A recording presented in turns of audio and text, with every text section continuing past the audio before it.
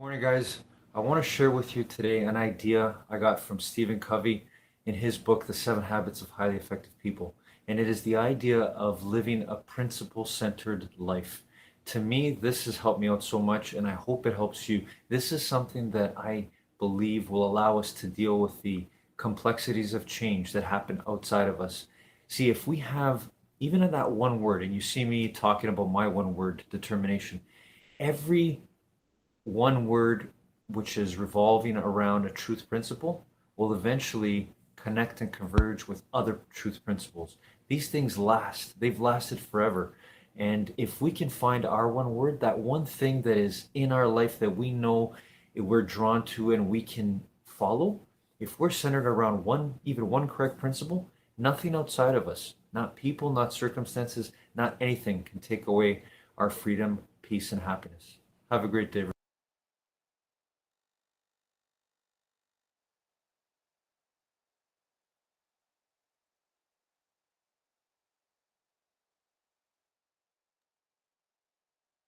And shine, it's espresso time. Hey, it's Evan Carmichael, and successful people don't wake up and go, yes, another day, I'm gonna crush it. No, they wake up just like you and I. The difference is they have habits and routines, like watching one of these videos, that set them up for success. So let's start your day off right together. Grab your coffee, know that I believe in you. And in celebration of my recent one-on-one with Marie Forleo, enjoy this shot of espresso from our vault. I wake up every morning. Espresso keep me going. I wake up every morning. You know, it seems like you can't open a book or read a blog post these days without hearing somebody tell you to follow your passion or follow your bliss or follow your heart. And yes, I have said those things too. But today I want to talk about the power of going in what can often feel like the opposite direction. I want to talk about the power of following your fear. I'm not talking about following your very useful fear of big moving vehicles and walking in front of a bus, nor am I talking about doing anything stupid or irresponsible that could ruin you financially. What I am talking about, though, is the power of following good fear, directive fear, the kind of fear that you feel when you have an idea that just won't leave you alone, an idea about doing something that you've always wanted to do, something that's different and bold and kind of risky, where part of you is saying, oh no, I actually couldn't do that. But the deeper, wiser part of you wants this thing so damn bad. And the moment you imagine yourself going for it, you have worries like, will people laugh at me? Will they ignore me? Maybe this isn't even really an idea. What if I do it and it sucks? Am I going to destroy my reputation? Am I going to lose my marriage and my family and wind up living on the streets? My friend Stephen Pressfield talks about this kind of fear in The War of Art, and he says, remember our rule of thumb. The more scared we are of a work or calling, the more sure we can be that we have to do it. And he continues, the more fear we feel about a specific enterprise, the more certain we can be that that enterprise is important to us and the growth of our soul. Everything that you want out of life is on the other side of your fears. Every great thing that you want out of your life, the life you want to create for yourself, for your family, for the community, for the world, the life that your family and you deserve is on the other side of the things that you are afraid to do. And if you never jump into it, if you never address them, if you never do those things, those great ideas that you got inside your head that could change the world, if you never take them on, you'll live your entire life knowing that you were capable of more, and that you played small. You might have convinced yourself of all the reasons why you can't do it, but really deep down, it's just fear, and you played small. And we need to change that in this video. I just came back from doing an event this weekend. It was virtually, where I spoke in front of a couple thousand people. And just before going to speak, my niece was in the other room and she asked me, hey, are you nervous? Are you nervous about this speech you're about to give? I didn't have any slides. I was set to speak for almost an hour. And I had one or two thoughts that I wanted to make sure I got out. And I just wanted to jam with the audience. My favorite thing to do wasn't just to give a prepared speech, but to try to bring as much value based off of the people in the room and get their questions and answer them.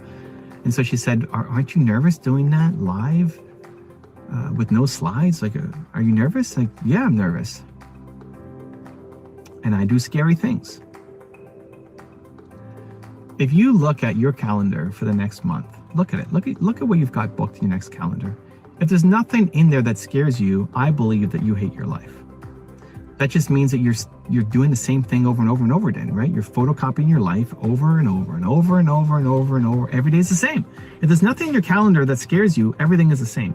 People ask me all the time, they message me and say, how do I remove the fear? How do I get rid of all the anxieties? Like, well, you don't all the way. Having too much anxiety, sure, but you don't want a life with no stress, with no anxiety, with no fear. That means you're repeating the same day over and over again. You would hate that life. You'd be bored out of your mind. You'd be bored out of your mind. So you don't want that life. The key is we're not attacking it. We're not addressing it. You're not doing enough to jump into the thing. And so you're just reliving the same fear in your head of what could happen over and over and over and over and over again. The path through fear is through. It's not to play small. Every time you get scared of something and you don't do it, you're teaching yourself to have less self-confidence. If a great idea comes to you, maybe you get a great idea from this video or another video or a book or a friend, you get inspired, a great idea comes to you, and it's a big idea and it's going to require you to grow and be a better version of you, right?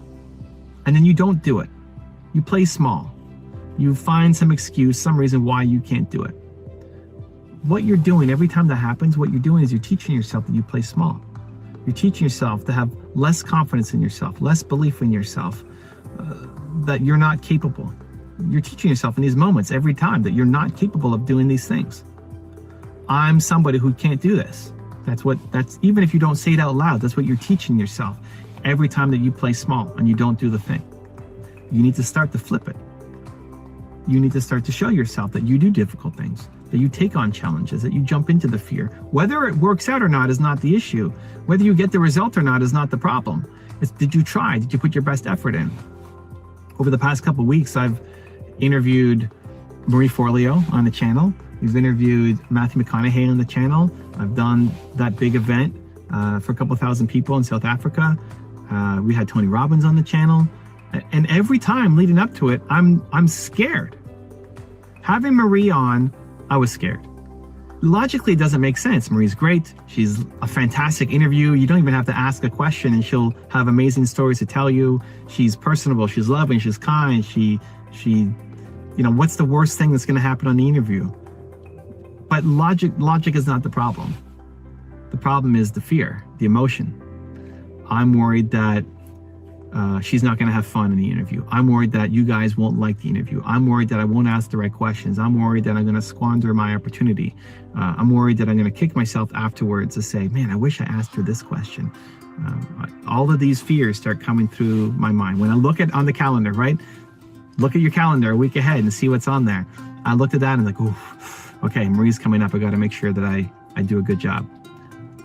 But I don't let the fear stop me. The path through is through. You have to show up. Because what happens is if you don't show up, again, you teach yourself that you suck.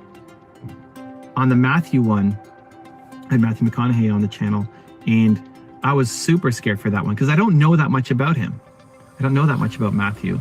I know more the entrepreneur world, and I don't know, beyond the acting world, too much of what he's done. So I was more scared than usual even for that one.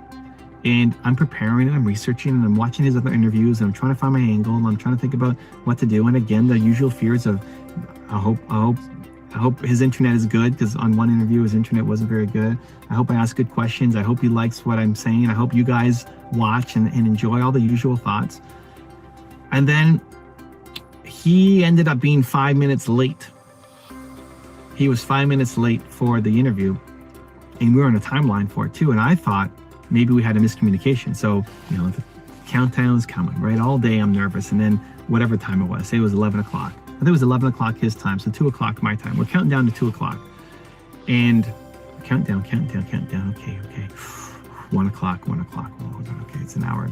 I'm not being very productive now. Okay, half an hour, 20 minutes, 5 minutes. Oh man, this last 5 minutes. Okay. Last glass of water, last bathroom break. Let's go. We're around in 5 minutes. Okay, I'm ready to go. Let's go. I'm ready. I'm ready. I'm ready. I'm ready. I'm ready. Let's do this. Christina, my editor, probably saw my cameras because I started recording before we started and just see me pacing and going back and forth and scared. Trying to practice and remember. And then it's 2 o'clock. Okay, here we are. 2 o'clock. I'm ready. I'm ready. I'm ready to go. Let's go. 2:01, 2:02, 2:03, 2:04. And that may not seem like it's 4 minutes, but those were like the longest 4 minutes of my last 6 months sitting there waiting, because now the thoughts are going, oh my gosh, did he not get the invite? Did it not happen? Are we not on for today? And it immediately goes to, I did all this preparation and practice and anxiety and stress and worry, and we're not even on today? Are you kidding me? Because the only thing worse than doing it is not doing it, right? What's worse than showing up, not showing up? And it's funny how often we want things to get canceled. I used to wish things were canceled on my calendar all the time. I used to wish that things would be canceled, that the person doesn't show up, or like they're sick or whatever, so I wouldn't have to show up and potentially disappoint people. But I've had to lean into that to say, no, I'm here to bring value. I'm here to serve. I'm here to help. And the only thing worse is just not showing up, and how that makes you feel about yourself. That's a worse feeling. What if Tony Robbins, myself, and some really special guests could show you over 3 days, about 2.5 the stress of preparing for the interview is not as bad as the energy that you put on yourself if you don't show up. So how do you do it? How do you get through? Well, the two things that really help me are, one, the words scary, difficult, or hard, right? Or seeing a word like fear. But for me, it's more scary, difficult, hard. Those are not acceptable reasons for me to play small. That if you can catch it, that the reason for you not doing your mission, your goal, the thing in front of you is because you're afraid, it's difficult, it's scary, it's hard, to teach yourself that's not a good enough reason. Not anymore, not for you, not this year. Nope, that may be who you used to be, but not anymore. You're a person becoming. We're taking this on. Not a good enough reason anymore. Scary, difficult, hard. And then two, the thing that helps me is just service, default to service. I'm here to help. Why am I interviewing Marie? Because I want to help, because I want to help her with her book, and I want to help you. I want to try to get some value out of her, that she says something in a different way that I haven't said before, and maybe that inspires you to take some kind of action. I want to help you. And as soon as I get out of my head, my own selfish head of this is about me and how good I look or how bad I might look, which is more like it, and into service of I'm here with the intention to try to help and serve, that gives me the courage to go do the thing. Because not doing the thing is no longer an option. And when you remove that option and focus on you, do difficult, scary, hard, and you're here to serve and try to help, if you did that consistently and that's how you show up for your daily life, look out. Look out, world. Look out, fantastic life for you. Look out, because you're about to create some amazing things and go actually achieve the life that you deserve. Now, I've got a special bonus clip that I think you're going to enjoy. But before that, it's time for the good deed of the day. This is something new. I believe that you're built to serve, and it feels so good to do something nice for somebody else. So good deed of the day. Put down in the comments one thing that you need help with, that you're working on, that you love some support or guidance on. And then two, go comment on somebody else's comment and give them some love, give them some support, give them some encouragement, maybe give them some connections, try to help them solve that problem. Even if it's saying, I believe in you, that one little bit of encouragement can be the difference between somebody quitting and continuing on. So the good deed of the day, in the comments below, write down one thing that you need help on, that you're struggling with, that you're working on. And then part two is go give love to somebody else in the comments too, and let them know that you believe in them as well.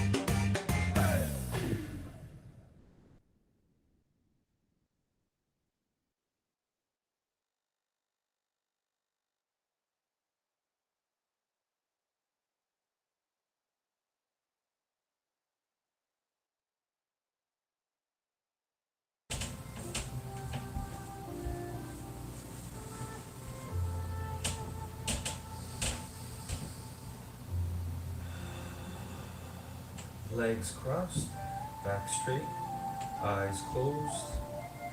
Breathe in through your nose and out through your mouth.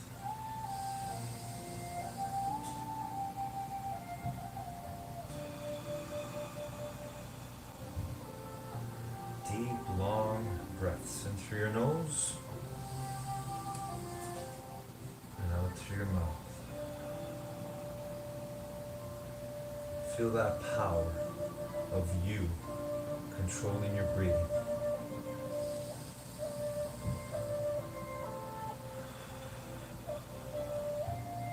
That power that's available to you all the time, wherever you are in life.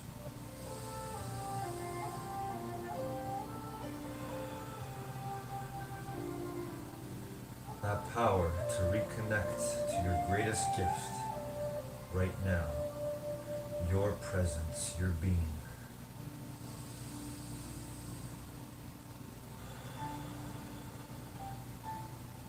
Your infinitely intelligent being. The same stuff we're all made of. And with that stuff that we're made of, we can control the most powerful supercomputer in the universe. Your mind. But only you can do it. Only you can control your own mind. So let's do that right now, and let's see the future. Today, our time together, let's see ourselves doing the best we can on every single exercise and stretch. For this is not only the gym that we have available to us right now, in this space wherever we are, but it is also the gym of life, where we grow our minds all the time.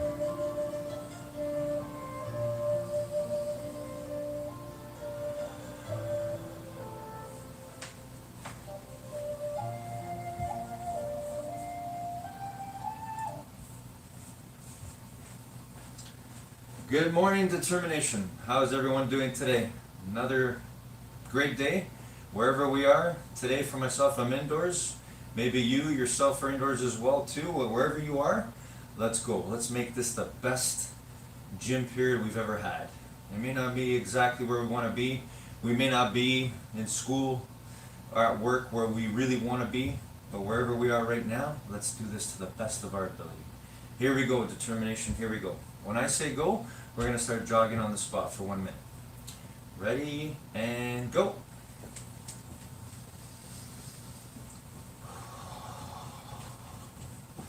And as always, we're thinking about our breathing, focused on our breathing.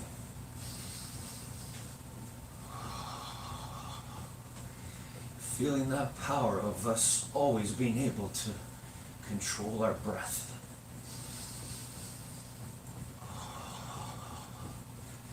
Even when our heart starts beating faster, whether it's through exercise, whether it's through something stressful, something maybe we might be afraid of or we don't like,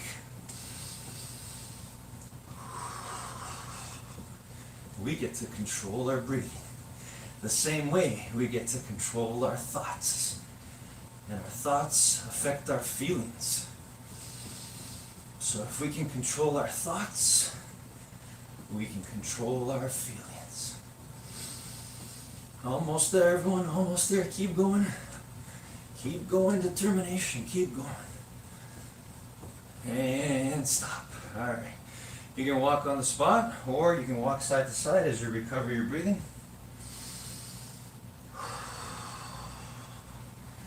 Always feeling that power of you controlling your breathing.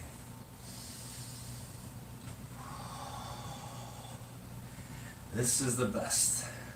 What we have right now, wherever you are, you've got your mind and your body in the gym of life. And you get to be your best right now on whatever stretches, exercises we're about to do together. Here we go. Here we go. Determination. That's why I love gym. Gym is the best. Roll your mind in the gym of life. Here we go. Let's do 10 shoulder rolls forward. Ready, everyone? Here we go. The best 10 shoulder rolls forward ever.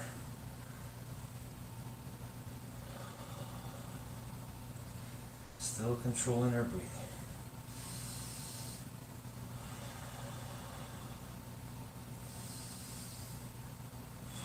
Shoulders all the way up and around as high as we can towards our ears. And backwards.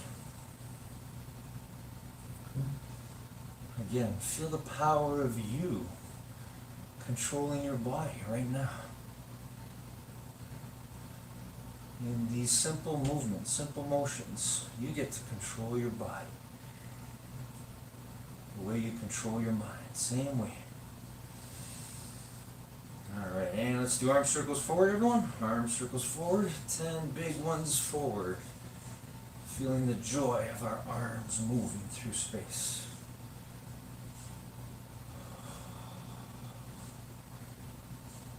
Alright, and backwards. Excellent.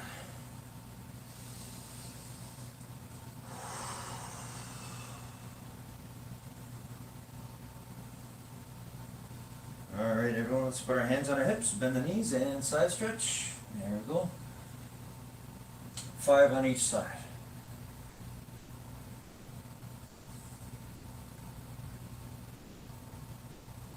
Alright, and let's twist our bodies. Here we go. Feet flat on the floor. 5 on each side.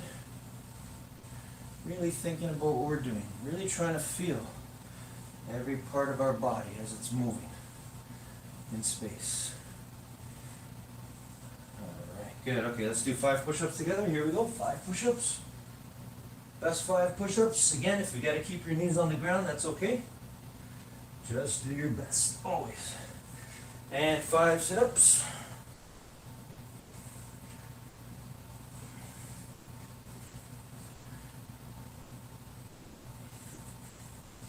Excellent. And standing up.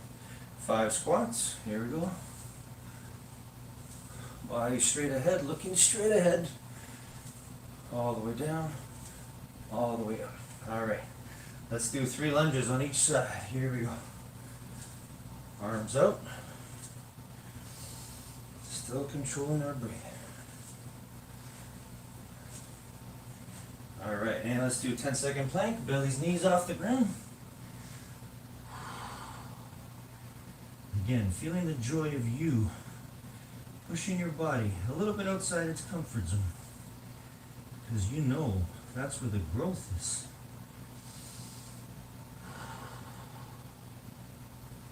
Alright, everyone, and standing up. Reach for the ceiling on your toes. Or the sky if you're outdoors. Today I happen to be indoors. If you're outdoors, reach for that sky. If you're indoors, reaching for that ceiling.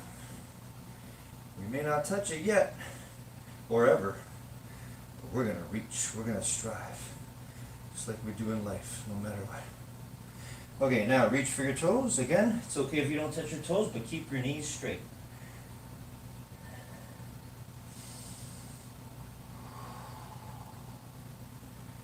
Reaching for your toes.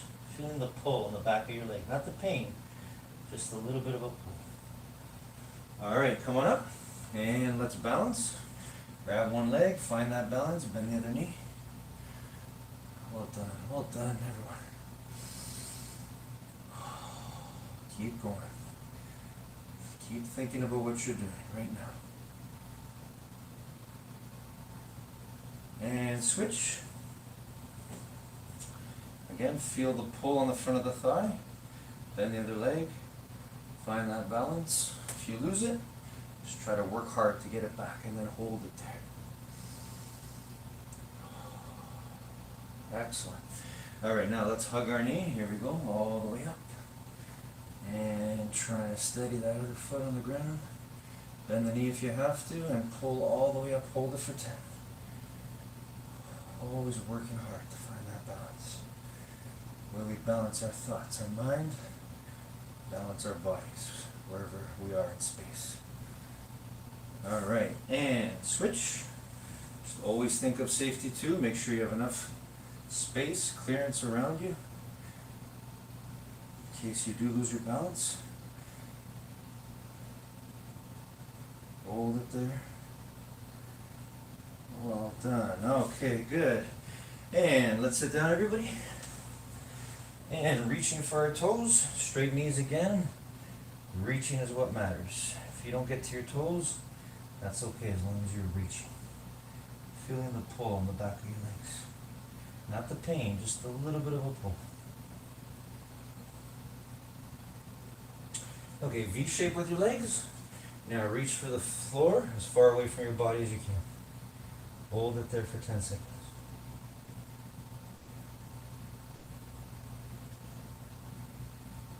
Okay, now reach for one side and hold it there again. Always thinking about the moment, thinking about what we're doing right now. Experiencing the joy of being able to reach for something to help our bodies get better. And switch the other side. See, you can do this almost anytime, any place. You can work on your mind and your body wherever you go in life, in everything you do, not just in exercise and stretches. All right, here we go. And let's do feet together. Gently push your knees down with your elbows and hold it there for 10 seconds. If you feel your breathing going on autopilot or becoming automatic again, take control of that. Deep breaths in through your nose and out through your mouth. Good. One leg forward, one leg back. Keep the knee on the ground. Go as far back as you can.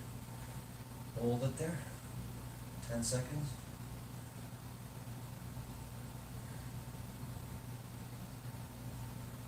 And switch to the other side. Knee on the ground. Go as far back as you can. Always remembering that you are the boss of your mind, and your mind is the boss of your body. That makes you the big boss. You get to control yourself. You get to use your determination no matter what. All right. And let's roll onto our bellies and push the floor. Looking up at the ceiling. Cobra stretch. Here we go. Hold it for 10 seconds. Feeling that nice stretch in our lower back, neck, back of our arms. All right, and legs crossed, back straight, eyes closed. Taking deep, long breaths in through your nose and out through your mouth. And now, activating that third eye, that mind's eye that we all have. We can't see it, but we know it's there. So use your mind's eye right now to see yourself doing the best you can today when that music goes on whatever 2 exercises, stretches you've chosen to do. For me, today I'm going to be holding the push-up position for one song, the first song, and then I'm going to be holding the squat position for the second song, as long as I can. And if I happen to let go or not be able to hold it, I'm going to continue on until that song's over. What about you? You can put on your own 2 songs today, and you can do your own exercises. But think about which exercises you're going to do right now, safely within the space you have. You can do what I'm doing. You can listen to what I'm listening to, or you can choose your own. But whatever you do, determine right now, see in your mind what you will do when that music goes on.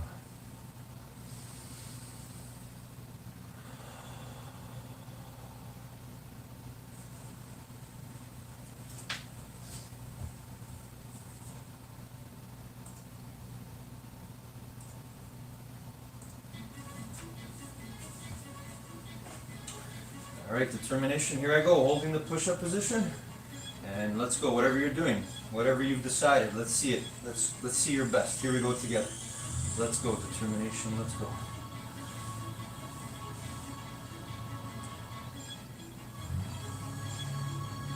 Looking forward to being better than you were last time, a little bit more than last time. See if I can hold it for the whole song, let's see. Wasn't able to do it last time we did this together. Or the last time I did it on my own, but I'm gonna work at it right now.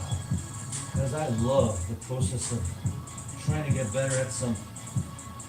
Whether it's building strength in my body, building strength in my mind, working on creating nothing but positive images, thoughts, visions in my mind, working on being the best human being I can be.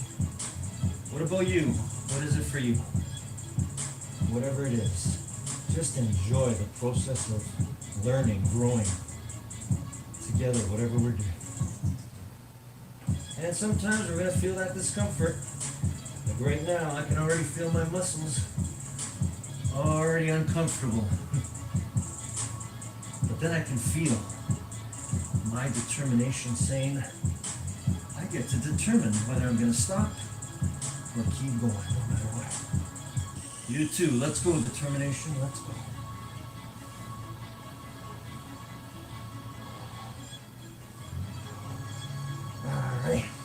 Alright. Didn't get through the whole song, but I'm gonna get right back at it again.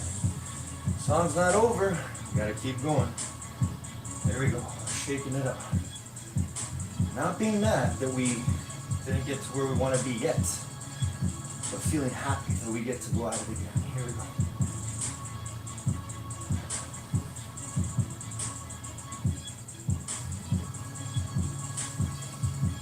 Always thinking about our breathing. Always thinking about finishing strong, no matter what. Always going right to the end, finishing what we set out to do, no matter what.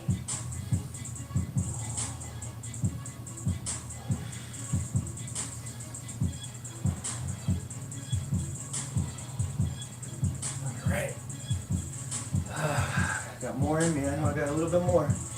We gotta keep going. You too, whatever you're doing, keep going. Determination, keep going. Let's go. It's not over yet. The song's still playing. Focus on that breathing. Good air in. Bad air out. Here we go. Another round.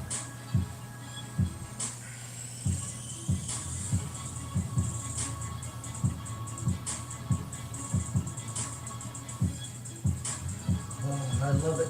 I love the process of building our true great self through exercising our bodies and our minds together. Oh, that's the next song. All right. Time for some squats. Holding the squat position. What about you? What are you going to do next? Let's go, determination. Here we go. Ready? All right.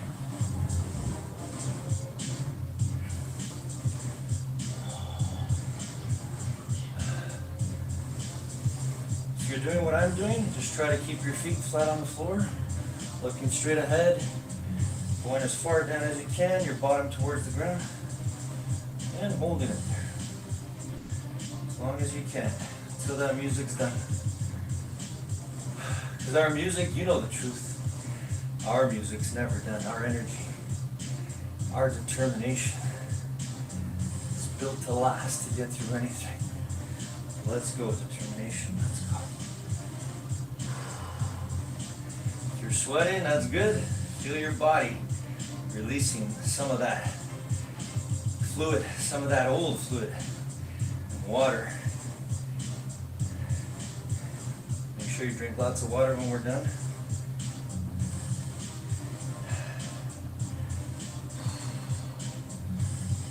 Make sure you always fill your body with good food. All right.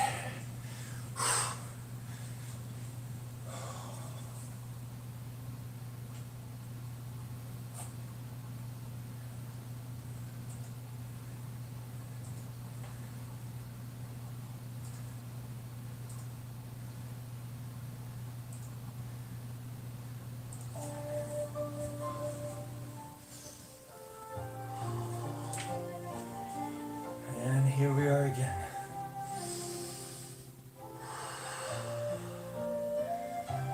Back to where it all begins.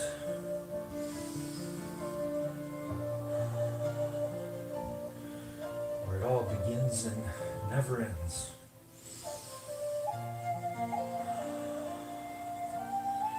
That source, that oneness, that consciousness, that awareness.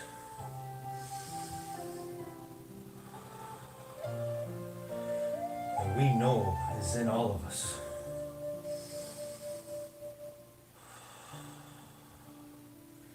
That power to determine, to control our minds. You see, nobody else, nothing else in this universe can do what you do every day.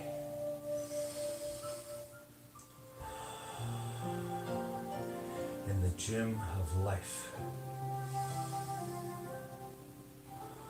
Only you, human being, only you, infinitely intelligent being, can do the ultimate. Only you can control your mind, your thoughts, and therefore your feelings. But it takes a lot of hard work. It takes, first of all, believing that you can do it. If you don't believe in yourself, your mind health, your chance at mind wealth is not possible. But that's not the way it was meant to be. You were born to win. Control over your mind, your thoughts, to have and be all you were meant to be. And that means believing 100% in who you really are. And that is the key to your mind health and your mind wealth, your happiness, your freedom, your success, your infinite peace and love towards everything and anything. It's possible.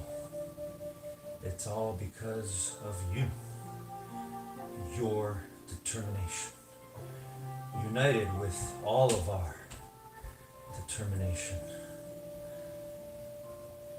creates that oneness, that consciousness, determination.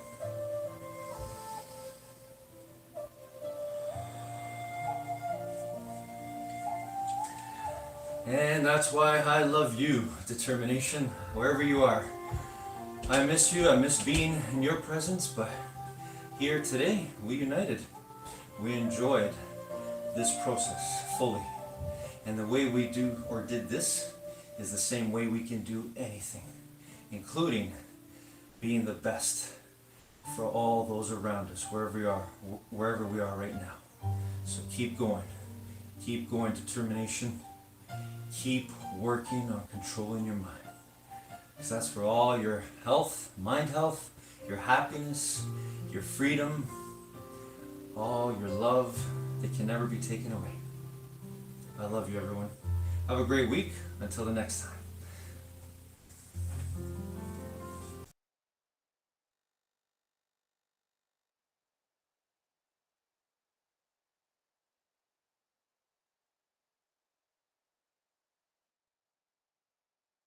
Your values are clear, your financial decisions become easy. And the biggest thing that holds us back, we all know what we should do. I mean, most of what I'll talk about today, people know they should do it. But everybody knows they should save more money and they should pay down their debt. All these things that we know we should do. We should have a will. We should have life insurance. We shoot ourselves to death. We don't do what we know we should do. And that's because there's a disconnect. So the way you break through the disconnect is by being clear on your values. So this is hard to explain like with sound bites, but I'll give you an example from like being on, when I teach this stuff on stage or with my clients one-on-one. You had a friend of ours here, Tony Robbins was here recently. He did his new book, and Tony and I and Donald Trump did this tour together for a while where we toured all over North America, the US and Canada. This was before the recession. And we would have these huge venues, between 15 to 30,000 people. I mean, unbelievable. It's so much fun. And I would come out on stage and the first question, everybody's fired up, right? You got 30,000 people in a room, and I'd come out and I'd say, I have a question for you. And my first question is, do you want to be rich? And everybody's all fired up, right? So they're like, yeah, I want to be rich. I'm like, turn to your neighbor, tell them how rich you want to be. I want to be rich. Everybody's all excited, right? And then I let the room get quiet, which if it's a big room, that's pretty, I just stand on stage and let the room quiet down. And I'd say, really? You want to be rich? Why? And everybody started looking at me like, why do you want to be rich? Some of you, by the way, you said you wanted to be rich. Some of you just want to be financially secure, right? Like some of you are here to just be secure. By the way, some of you are here to just get back to even. You're like, I just don't want to be in debt anymore. So I said, but my question is why? Now, the way we're programmed and the way we're marketed to, your brain starts, you ask a question, your brain starts looking for an answer. People then think that their answer is supposed to be a goal. It's supposed to be a numerical money goal. Like, well, I want $1 million, or I want a bigger home, or I want a bigger car. And goals are really important, but they're not where you start. Because what happens is people get all motivated and excited about a goal, but then the real world hits them. And as soon as it gets hard, they get off track. So what I've taught for, almost 20 something years, and it started with my clients at Morgan Stanley, is yes, we've got financial goals, but we're gonna look at values first. And when we get clear on your values, you'll be unstoppable. And then we can take your values, what you just said is most important to you, and we can align them with your goals so that they come together and they're not in conflict. And then nothing can hold you back. People have pretty common values, family, security, freedom, making a difference. Here's what you do, because it's not that complicated. You take out a pad of paper, you can do this in 5 minutes, and you write out all your values, all the values you can think about. And then what I recommend you do is you circle 5 of them. You come up with your 5 favorite values.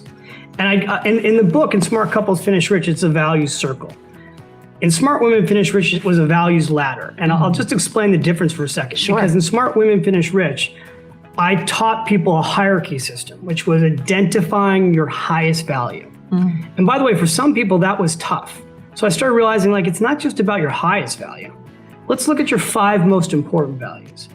Get them down on paper. If you're in a marriage or a relationship, have your partner do this. Once the value's down on paper, then let's look at your money. And let's look at, are you spending money in a way that is getting you closer to your values? Or are you spending money in a way that's getting you further from your values? And so what I really find when I work with clients or coaching people one-on-one, a lot of people's lives are in complete conflict with their values and they don't realize it. Once they see it on paper, it's like a huge wake-up call. Wow. And that can apply to everything. That can apply to your business. That can apply to your health. So I don't think, and also the key about values is it's God-given, right? Like people are basically born perfect, right? Like you're good the way you are. It's inside of you. The magic pill that we're all looking for, it's already in you. You just have to get clear about it. Need motivation? Watch the Top 10 with Believe Nation. Top 10, I got a top 10. Got my motivation high for my top 10. Gotta learn from the wise women and men. All my life, like na na na na. For my top 10, top 10, na na na na. This one's for my top 10. What if Tony Robbins, myself, and some really special guests could show you over 3 days, about 2.5 Hey, it's Evan Carmichael, and I make these videos because you are probably the most ambitious person in your circle, but you know you're capable of more. And you get that push by surrounding yourself with the best. So today, let's learn from one of the best, David Bach, and my take on his top 10 rules for success. Enjoy. Rule number 2, start investing. I started off investing at a really young age. How early? 7.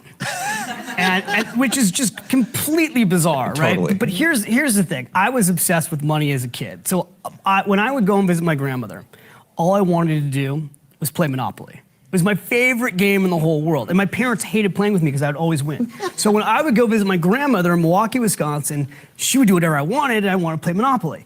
So at 7 years old, the other thing she would do that my parents wouldn't do, my parents are very mean. No, I'm kidding. I would want to go to McDonald's. So my grandma would go, you want to go to McDonald's? Well, go to McDonald's, right? We could go to McDonald's twice a day even. It was amazing. Whoa. So 7 years old, I'm at McDonald's, and my grandmother says to me, she leans forward and she says, you know, David, I'm going to teach you how to play Monopoly today for real. I go, what do you mean? She says, well, you love to play the game of money. How about I teach you how to play money for real? So she taught me a lesson at 7. This is not my 7-year-old experience. She taught me a lesson at 7 that, by the way, all of you can teach your kids. You can teach yourself. Because at 7, I got it. She said at 7, she's like, there's 3 types of people in the world, and I'm going to explain it to you right now. The person right now who's working at the cash register has a job. That job pays minimum wage. At the time, I think it was like 85 cents an hour. Literally, that was minimum wage was. She said, it's a very hard way to make a living. And I feel for those people. You should always appreciate them because they work so hard, but it's tough to build wealth that way. She said the second type of person is somebody like you who comes here and eats and spends money. You're called a consumer. And everybody does that. And then the third type of person is the person who gets rich. There's a person who actually owns McDonald's. And she said, if you own McDonald's, you can become very wealthy. I'm like, Grandma, how would I own McDonald's? So she says, well, I've got a plan. I'm going to have as many Big Macs. She said, I'm going to teach you. So we went home and she took out the Wall Street Journal. Remember, I'm 7, but she opens up the Wall Street Journal. She circles MCD. For those of you who don't know, MCD to this day is still the stock ticker symbol for McDonald's. She said, now I'm going to teach. So she showed me the price, but that price was yesterday. So she said, that was yesterday's price. Now I'm going to teach you how to know what today's price is. This is before the internet. So she brings me into the family room, puts me in front of a TV screen, and teaches me how to read a stock ticker symbol. And she says, every time you see MCD go by, call out the price. That's the price at that moment. She says, tomorrow I'm going to take you down to a stock brokerage firm, and we'll buy you a share of McDonald's, and you will own this place. Every time you come here now, you'll make money from yourself. Every time your friends come here, you'll make money. This is how people in America get rich. And my grandmother at 30 was poor. She didn't have a college education, sold wigs at Gimbel's department store, and through investing became a self-made millionaire over her lifetime. Wow. Passed those lessons on to me, my father, my sister. My family's now been in the financial service industry for 50 years. Rule number 3, believe in your dream. Reading is to your mind what exercise is to your body. If you have too much to read and too What I tell people who are entrepreneurs, all these people who are watching you, wanting to build their own business, the sales process never ends.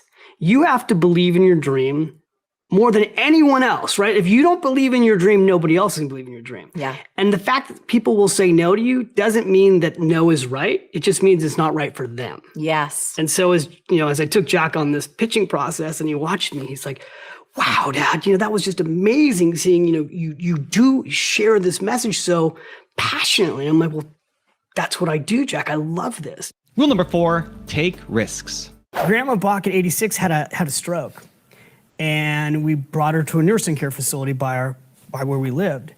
And I asked her, because I was finishing Smart Women Finish Rich. I said, the book's dedicated to you. All your lessons are in here. Is there anything else I should share that you haven't taught me yet? And she said, no, I've taught you everything. And I go, well, do you have any regrets in life? And she said, no. And then the next day I came to the nursing care facility and I said, how'd you sleep? She said, terrible. I was up all night long thinking about my regrets. And I was like, and she was serious. And what happened is she actually did think about her regrets, and then she went through them with me. Wow. And she went through 5. And then she said, the lesson's not in these 5 regrets, Chase. She said, the lesson is, David, what happened was I came to a fork in the road where I had, and we all do, we always come to forks in the road. There are transitions in life. And she said, I came to a fork in the road, and on one road, one journey was where all the gold was. This was where I really wanted to go. This is where, we would call it a creator. I call it your soul. Yep. This is where your soul wants to go. And she said, every time, instead of taking that road, I took the safe road. And she said, what happened to me was I didn't listen to my little girl. She said, there was a little girl inside of me. She's like, she's still here, by the way, but I'm 86 and I'm probably never gonna leave this bed. I'm gonna die here. And she said, but the little girl at the time, she wanted to come out and play. And I listened to my big girl. And she said, so I want you to listen to your little boy, because you're gonna come to these forks in the road. And I don't want you to be 86 and go, what if? And she said, and tell other people this, because everybody's got, all this beautiful audience, you've all got little girls inside of you and little boys inside. Well, we got one boy here. And at any age, there's these points. And we talked about this last night, but so I also wanted to weave that story. That's actually the core of this book. Yeah. The Latte Factor is about so much more than money. It's about making sure in life you listen to your soul, you listen to your dreams, and you take the risk for it. Also, to make sure you're actually taking action after watching this video, I've designed a special free worksheet just for this video. The worksheet will highlight all of the lessons learned in this video, as well as pull out our 3 favorite learnings and quotes that will inspire you to actually do something. The worksheet will also give you space to write down what your key takeaways are and your specific plan of action to make sure you're getting results. If you want the worksheet designed specifically for this video, absolutely for free, there's a link in the description below. Go click on it and start building the momentum in your life and your business. I'll see you there. Rule number 5, build a business on the side. My agent would say to me, I got my book deal for Smart Women Finish Rich and then Smart Couples Finish Rich. She would say to me over and over again, don't quit your day job. Mm-hmm. And I had 2 books on the bestseller list, and I would call her up and she'd say, don't quit your day job. Mm-hmm. And the message that my agent, who represented some of the biggest talent in the world, was sharing with me at the time was, you have a huge advantage right now.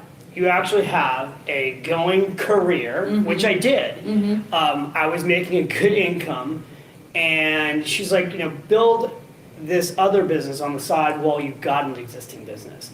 I think that's actually really important advice for a lot of people, because a lot of people think, I've got to quit what I'm doing and go be an entrepreneur. I started Finish Rich Media off my kitchen table with $1,000. Now, I was at Morgan Stanley working. Finish Rich Media got started between the hours of 4:30 a.m. and 7 a.m. Literally, I wrote Smart Women Finish Rich before I went to the office. And then I wrote that book after I came home. Mm-hmm. So I started that business on my kitchen table. I started it with nothing. And I did not leave Morgan Stanley until I had $1 million worth of income coming in to Finish Rich Media. Doesn't it feel great to straighten up after hours in front of the computer? Do you ever ask? Rule number 6, redirect your money. The Latte Factor is this metaphor I teach, which is how we spend small amounts of money on little things. And it started because I was teaching a class and I had a young woman named Kim telling me she couldn't save anything. And I'm like, you can't save $5 a day? And she's like, no, I can't. And meanwhile, she's like sipping a latte from Starbucks.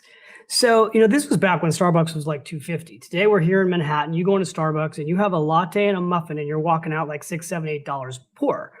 And I started showing people that if you took that small amount of money, $5 to $10 a day, and you redirected it towards savings, paying yourself first, or even paying down your debt. Like if you redirected towards paying down your debt, the average person who's in credit card debt, if they redirected $5 to $10 a day to paying down that debt, they'd be out of debt in 24 months.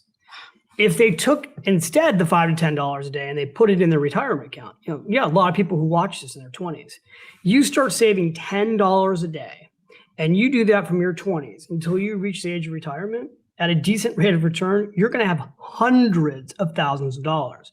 You start to earn a 9, 10, or 11% return, you could have over $1 million by the time you reach retirement. Now, the key is it's a metaphor, right? So because people get all pissed off at me. They're like, the only thing I've got going for me, David Bach, are my lattes. This is the guy that's taking away my coffee. Look, I'm a coffee addict. I love my coffee. I just happen to make it at home for 20 cents. Yeah. But it could be bottled water. It could be cigarettes. It could be eating out. It could be your martini at night. I'm not trying to take away your fun stuff. I'm not actually trying to do anything but get you to think about the money that you have, that you earn. If you keep some of it, life gets a lot easier. Yes. And, so many people's lives have been changed because that metaphor has made them go, aha, he's right, and I can find that money. And they've redirected that money towards savings. Rule number 7, package your story. Stories transform people's lives. Right? Like, Facts tell, stories sell. Stories transform people's lives. And I've always had stories throughout my books. But even with all the books that I've sold, the reality is I believe, Marie, that 98% of people will never read a financial book. They need a financial book, right? Like, we're going to talk about the reasons why people need this so much. Yes. But most people won't read a book on personal finance. Yeah. So I kept asking myself, how can I package something up that somebody can read in an hour that could completely change their whole life when it comes to their money? Yes. That could free them to go for their dreams. Yes. And then also selfishly, how can I write a book that my 15-year-old son would read? Here's the thing. This little chart is going to change his life, but it changes anybody's life. It happens to be this little chart was shown to me at 26 at Morgan Stanley by a financial advisor retiring at 61 who told our training class, at a minimum, guys, this is what you need to do. And so something as simple as that little chart can change anybody's life who's watching this when you look at the math. Yes. It's the math that people don't understand. Like, I put all my best charts in this book, but there's a chart that shows somebody starting at 25 and they save $300 a month. And by the time they reach 65, they've got $1,913,000. Another person waits till 35, they've got $684,000. It's only 10 years later. Big difference. Big difference. Next person waits until they're 45 to save. They've got $230,000. The next person waits until they're 55 and they've got $62,000. And that was a lot of math to just show. Yeah. But what happens when you look at this is you just go, I got to get going. Rule number 8, take small steps. The miracle of compound interest, which should be taught in school and really isn't, is that the miracle compound interest can work against you or for you. Like the credit card industry works against you. Borrow small amounts of money, it adds up, have a high interest rate, never get out of debt. Spend the rest of your life paying off debt for stuff you don't even need. The opposite of that is the miracle compound interest, say $5, $10, $15, $20 a day, and you turn around 20, 30 years later and you're rich. And when you start in your 20s, like we have all these charts we'll show later today in this class, but when you start in your 20s, it's super easy. And there's a lot of people who go, well, at 50, is it too late for me? And I go, no, it's never too late. You have to get started. Yeah. Small steps, baby wins. When you get little tiny wins, those little tiny wins give you more confidence. Rule number 9, track your expenses. You need to track your expenses for 30 days. For 30 days, go track your expenses. And like 2 people did it, right? So then I was like, okay, you know what? The 7-day challenge. In fact, I think we did this on Oprah. Yeah. For 7 days, track your latte factor. Oprah, when I did one of the Oprah shows, we showed the latte factor and she pulled off a cloth and showed this woman's latte factor. And we had $250,000 in cash sitting on this table. And we told people for 7 days, track your expenses. A lot of people did that, like tens of thousands of people tracked their expenses for 7 days. So I would love it if people would go and take the challenge and for 7 days, track where their money's going, everything. People are like, well, does that include cash? Yes. Does that include my ATM card? Yes. Checks? Yes. Visa, everywhere your money goes for 7 days, track it. And then at the end of 7 days, look at it and tell yourself, well, what's in here that could be changed? Now, I will say this. Some people can't get through 7 days. Really? So a lot of times, and I could do it right now, I say, you know what, just do it for one freaking day. One day, just take 1 day and take a pad of paper and just write down where your money goes for 1 day. And the only key here is don't change who you are during that day. Don't change your behavior. Just spend money like you always do. And if you're in a relationship, have your partner do this. And then look at it and be honest with yourself. I always think Benjamin Franklin was famous for saying a penny spent, a penny saved is a penny earned. Well, today I'd say $5 saved is $5 earned. And rule number 10, the last one before some very special bonus clips, is manage your money. If you're a woman who owns a business, then you need a virtual assistant. And not just any virtual assistant. The first thing that needs to happen when you earn money, and you'll see I've got salary income here. The first thing that needs to happen when you earn money is you have to pay yourself first automatically. Now, I talked about this in the first training video. Let's take a look at where that money goes. Before you take this money and you deposit it in your bank account, the first place you're going to put money is into a retirement account. This is the only legal way that you can pay yourself first before you pay taxes. The key word here, though, is it needs to happen automatic. So what you want to do is, assuming you have a job right now, you're working, you want money to be peeled right off of your paycheck before you can touch it and put right into a retirement account. That would be like a 401k plan at work, IRA accounts, self-employed retirement accounts. The key here, if you have a job and you're employed, you want to have that money peeled off of your paycheck right into that 401k plan. Now, here's what you need to know. Most people who use 401k plans are saving around 3 to 4%. And the reason is someone told them at some point in time, all they should be saving is the minimum that their employer matches. That's the single biggest mistake that people make. What I want you to be doing is saving at least an hour a day of your income. Now, I've started by showing you save 5%. That's a minimum number.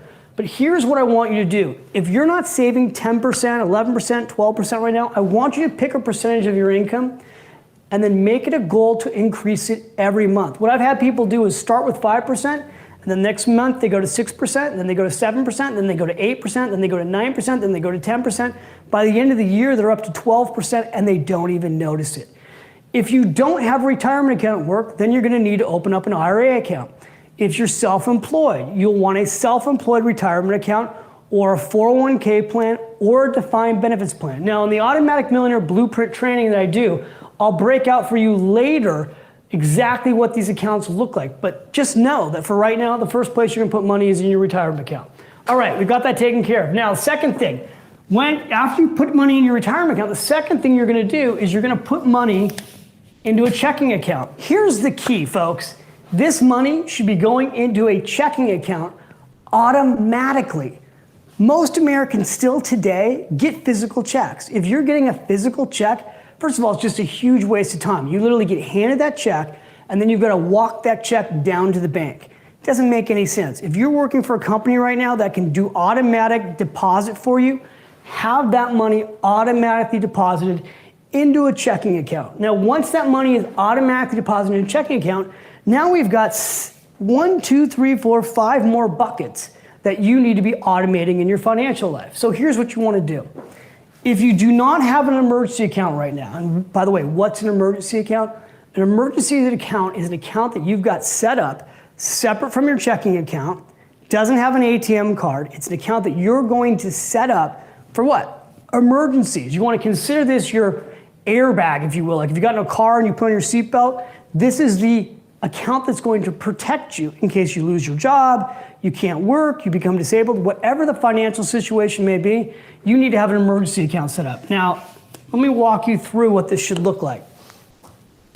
Emergency accounts should have, at a bare minimum, 3 months of expenses set aside. Depending on the security of your job or your income or how much money you have in savings, I would recommend as much as 24 months of savings set aside. But for most of you watching today, if you can get a 6-month cushion of monthly expenses set aside, that's a huge emergency account that should give you a lot of comfort. Now, you may be looking at me right now and saying, there's no way I can get 6 months of expenses set aside. No, actually there is. The way you do it is that you peel off a certain amount of money from your paycheck into this emergency account. That's the second, let's just say that's the third thing you do. After the emergency account, this one to me is a little bit more, is quite frankly more exciting. This is what I call your dream account. Now, most people don't have dream accounts. Let me walk you through what a dream account is. When I was a financial advisor at Morgan Stanley, one of the things I learned very early in my career is that talking to people about investments doesn't touch their heart. What touches their heart and touches your heart is taking a look at what are your dreams? What are things that you want to do with your life that you're not doing right now that take money?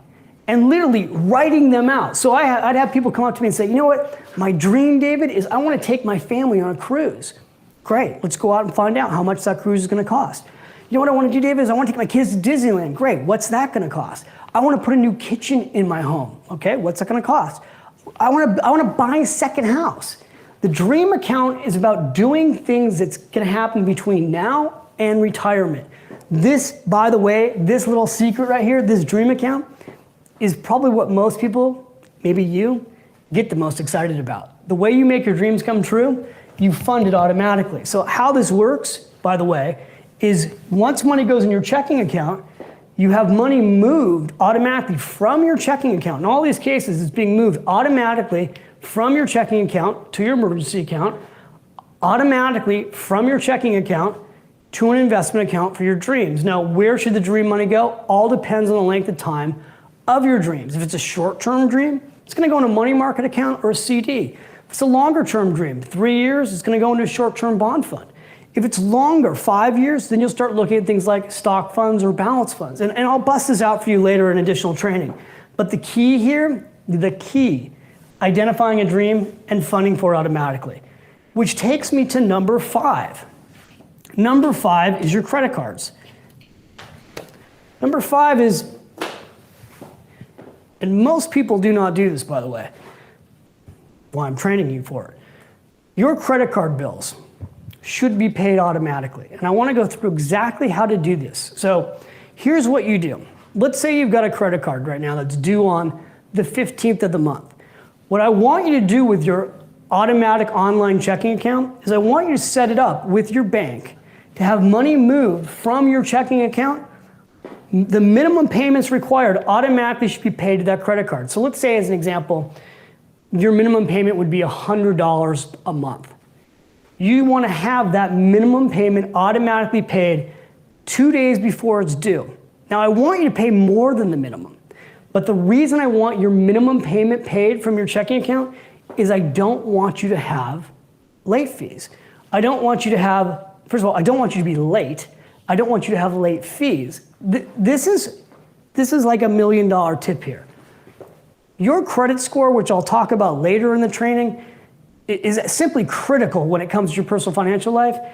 Right now, if you're late on a bill, you can have a great credit score. Like right now, you'd be watching me and your credit score could be 720 or above, which is phenomenal. Do you know that if you're late on 1 or 2 bills, within 30 days, your credit score can drop 50 to 100 points? The biggest place I see people get wiped out with their credit scores is on their credit card bills. There's no reason for that to happen. If you've got the money, at a bare minimum, make minimum payments automatically on your credit card, then come in and transfer the rest of the money to pay that bill off. Next, I get to pay the rest of your bills automatically. So, regular bills. Let's go through some of your regular bills. Rent, car, phone, movie memberships, gym, utilities, mortgage. I want you to make a list after this video is over. Go through your checking account, your credit card accounts. I want you to look at what bills are you paying regularly every single month. It's the same bill. These bills should all be automated. Now, how do you automate them? There's a couple ways you can do this. You can have your, again, checking account automatically transfer money to the specific dollar amounts that you need, or you can have these accounts pull the money from your checking account. The key here with these regular bills, again, so that you don't have late fees and you don't have over the limit fees, is that you make it all automatic. My entire financial life, 90% of my financial life, both personally and professionally, the bills are automated. So if you go to my, literally my house, I can go out of town for months and I don't need to worry about the bills. Why? Because my mortgage is automatic, my utilities is automatic, my phone bill's automatic, my cable bill's automatic. Everything that's happening in my life personally it's automated. And then with my business, also very similar, most of my bills are automatic. So go back to your bills, automate those, and then the last category here is charity. The last category is giving money to charity automatically. And I talked about this in the first training video. Reading is to your mind what exercise is to your body. If you have too much to read and too What we've found over time is that people who build the greatest wealth are people who gave before they were rich. I think it's so important that part of your money, as it's coming in, it also goes out to help people. Now I've got a special bonus clip that I think you're gonna enjoy. But before that, it's time for the question of the day. I wanna know, what was your single biggest takeaway from this video and your plan of action for the next week? When you watch a video and just get motivated, the science says you have a 35% chance of actually following through on your goals. That's not good enough. No, not for you, Believe Nation. We gotta do something. But when you write it down and you create a specific plan of action for the next week, that number jumps to 91% chance of you following through. And when you commit to somebody else, like leaving a comment on this video, it jumps to 95%. You need to follow through on your goals. So what was your single biggest takeaway from this video and your specific plan of action for the next week? Put it down in the comments below so I can celebrate you.